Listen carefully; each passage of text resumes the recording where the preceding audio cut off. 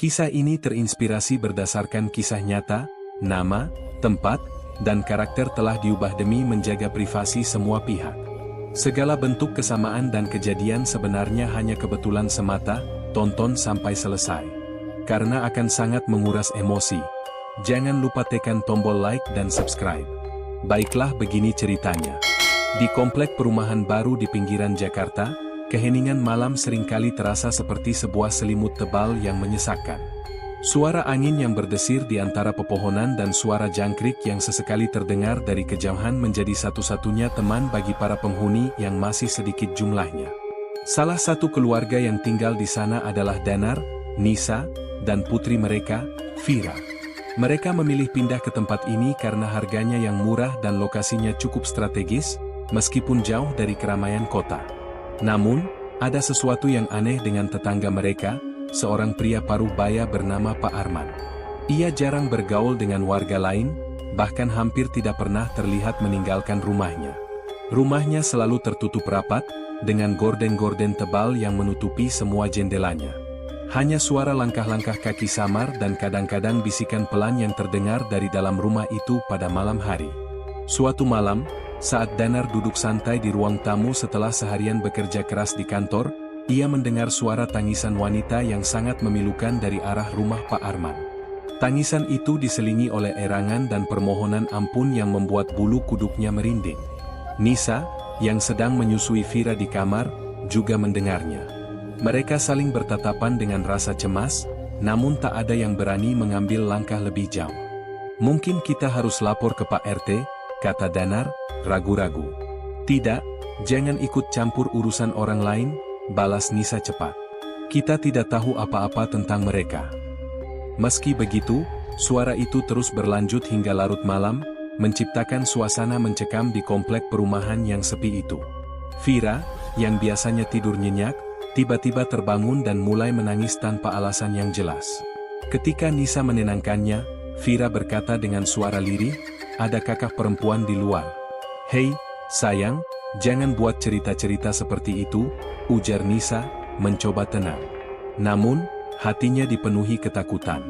Ia membawa Vira masuk ke kamarnya dan memastikan pintu serta jendela tertutup rapat. Beberapa hari kemudian, kondisi semakin aneh. Suara-suara dari rumah Pak Arman tiba-tiba lenyap tanpa jejak. Tidak ada lagi tangisan atau erangan. Bahkan, rumah itu tampak kosong, dengan pintu depan terkunci dan lampu-lampu mati sepanjang hari. Para tetangga mulai curiga, termasuk Danar dan Nisa. Mereka mencoba mengajak bicara istri Pak Arman, Bu Rina, yang pernah terlihat beberapa kali, tetapi tidak ada jawaban. Rumah itu benar-benar sepi. Satu sore, saat Danar pulang kerja, ia melihat Bu Mirna, sepupunya, berdiri diam di teras rumahnya. Ada sesuatu yang ganjil pada ekspresinya, tatapannya kosong, seperti orang linglung. Danar mendekatinya, berusaha menyapa, tapi ketika ia hampir sampai, Bu Mirna tiba-tiba menghilang tanpa bekas. Di tempatnya berdiri, hanya ada bercak darah kecil yang membuat Danar bergidik ngeri. "Nisa, kamu melihat Bu Mirna tadi?" tanyanya, ketika sampai di rumah. "Tidak, kenapa?" jawab Nisa, penasaran. Danar menjelaskan apa yang ia lihat, dan meskipun awalnya Nisa mencoba meyakinkan bahwa itu mungkin hanya halusinasi, ia sendiri mulai merasa ada sesuatu yang tidak beres. Malam berikutnya, ketika Danar sedang asyik menonton pertandingan sepak bola di televisi, ia mendengar suara aneh dari luar rumah. Awalnya, ia mengira itu hanya angin, tetapi suara itu semakin jelas, seperti derit kursi roda yang bergerak sendiri. Penasaran, ia keluar untuk menyelidiki. Di halaman belakang, ia melihat kursi roda tua milik Bu Rina bergerak pelan tanpa ada orang di atasnya. Kursi itu akhirnya berhenti tepat di depan pagar rumah Pak Arman. Danar merasa tubuhnya gemetar. Ia ingin masuk kembali ke rumah, tetapi sesuatu mendorongnya untuk mencari tahu lebih lanjut. Dengan hati-hati, ia mendekati rumah Pak Arman. Pintu depannya sedikit terbuka, dan bau busuk menusuk hidungnya. Ia memanggil-manggil nama Pak Arman dan Bu Rina, tetapi tidak ada jawaban. Akhirnya, dengan dorongan rasa penasaran dan ketakutan bercampur, ia mendorong pintu itu lebih lebar. Di dalam, ia menemukan pemandangan mengerikan, jasad 3 orang tergeletak di lantai, dengan pisau menancap di tubuh mereka. Darah sudah mengering, menunjukkan bahwa pembunuhan itu terjadi beberapa hari lalu. Tubuh Pak Arman terbaring di tengah ruangan, sementara Burina dan anak gadis mereka, Feby, tampak terkapar di sudut. Danar langsung berlari keluar dan melaporkan kejadian itu kepada Pak Salimun, ketua RT setempat. Berita tersebut menyebar cepat di komplek perumahan, dan banyak warga berdatangan untuk melihat lokasi kejadian. Beberapa orang mulai berspekulasi bahwa Pak Arman mungkin melakukan pembunuhan sebelum bunuh diri, tetapi ada juga yang yakin bahwa ada kekuatan gaib yang terlibat. Setelah kejadian itu, kehidupan Danar dan Nisa berubah drastis. Vira seringkali terbangun di tengah malam, berbicara tentang kakak perempuan yang datang mengunjunginya. Nisa mulai melihat bayangan hitam di sudut-sudut rumah, meskipun ia mencoba mengabaikannya. Suara-suara aneh kembali terdengar, kali ini lebih dekat, seolah-olah berasal dari dalam rumah mereka sendiri. "Kita harus pindah dari sini," kata Nisa suatu malam, setelah mendengar suara tangisan anak kecil dari kamar Vira. "Aku tahu," balas Danar, lesu. "Tapi bagaimana? Kita sudah habiskan banyak uang untuk rumah ini." Namun, mereka tidak punya pilihan lain. Setelah beberapa minggu mencari, mereka akhirnya menemukan kontrakan sederhana di daerah yang lebih ramai.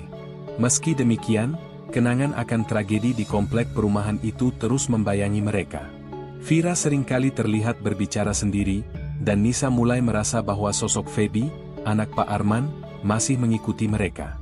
Pada suatu malam, saat Danar sedang membersihkan garasi, ia menemukan sebuah kotak kayu kecil yang tersembunyi di balik rak alat-alat kebun.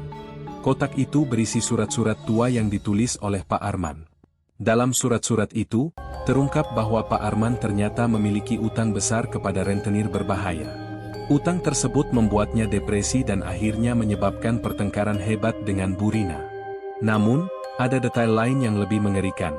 Surat-surat itu juga menyebutkan bahwa Pak Arman percaya rumah mereka dihantui oleh arwah nenek moyangnya yang marah karena tanah komplek perumahan itu dulunya adalah makam keluarganya. Ketika Danar menunjukkan surat-surat itu kepada Nisa, mereka mulai menyadari bahwa tragedi di rumah Pak Arman lebih dari sekadar pembunuhan biasa. Mereka memutuskan untuk menggali lebih dalam tentang sejarah komplek perumahan tersebut. Melalui beberapa wawancara dengan warga sekitar, mereka mengetahui bahwa tanah itu dulunya adalah pemakaman umum yang digusur secara paksa oleh pengembang. Banyak warga lokal yang menentang pembangunan komplek perumahan itu, tetapi suara mereka tidak didengar. Vira, yang semakin sering berbicara tentang kakak perempuan itu, mulai menunjukkan perilaku aneh. Suatu malam, Nisa menemukan Vira berdiri di depan cermin, tersenyum kepada seseorang yang tidak ada di sana. Ketika Nisa mendekatinya, Vira menoleh dan berkata, "Feby mau main sama aku." Nisa langsung menarik Vira dan membawanya tidur, tetapi ia tidak bisa tidur sepanjang malam, merasa ada sesuatu yang mengintai di balik pintu kamar. Danar dan Nisa akhirnya memutuskan untuk mencari bantuan seorang paranormal terkenal di desa sebelah. Paranormal itu memberitahu mereka bahwa rumah mereka berdiri di atas tanah yang dipenuhi energi negatif. Untuk mengusir roh-roh jahat, mereka harus melakukan ritual pembersihan besar-besaran. Namun, ritual itu tidak mudah dilakukan, karena mereka harus mengumpulkan barang-barang pribadi dari korban tragedi di rumah Pak Arman. Saat mereka mencoba mencari barang-barang itu, mereka menemukan sebuah rahasia yang lebih besar. Ternyata Pak Arman bukanlah pelaku utama pembunuhan itu. Sebuah rekaman CCTV yang tersembunyi di rumah Pak Arman menunjukkan bahwa seorang pria misterius, yang mirip dengan salah satu pengembang komplek, adalah dalang di balik tragedi itu. Setelah ritual pembersihan dilakukan, suasana di rumah mereka mulai terasa lebih tenang.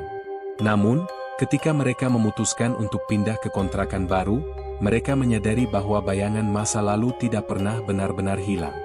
Vira masih sesekali berbicara tentang kakak perempuan itu, dan Nisa kadang-kadang melihat bayangan hitam di sudut mata. Cerita ini berakhir dengan ketegangan yang belum terselesaikan. Rumah Pak Arman tetap kosong, menjadi simbol horor bagi siapapun yang melintas. Sementara itu, Danar dan Nisa mencoba memulai hidup baru, meskipun bayang-bayang masa lalu terus menghantui mereka. Apakah mereka benar-benar bisa melarikan diri dari rahasia kelam yang tersembunyi di balik jendela senja? Tamat. Jika kamu suka dengan cerita-cerita seperti ini, jangan lupa untuk like, subscribe, dan tekan tombol loncengnya agar kamu tidak ketinggalan cerita-cerita seru lainnya. Jangan lupa juga untuk share video ini ke teman-temanmu, agar lebih banyak orang yang bisa menikmati kisah-kisah menarik dan seru di channel kami. Terima kasih sudah menonton.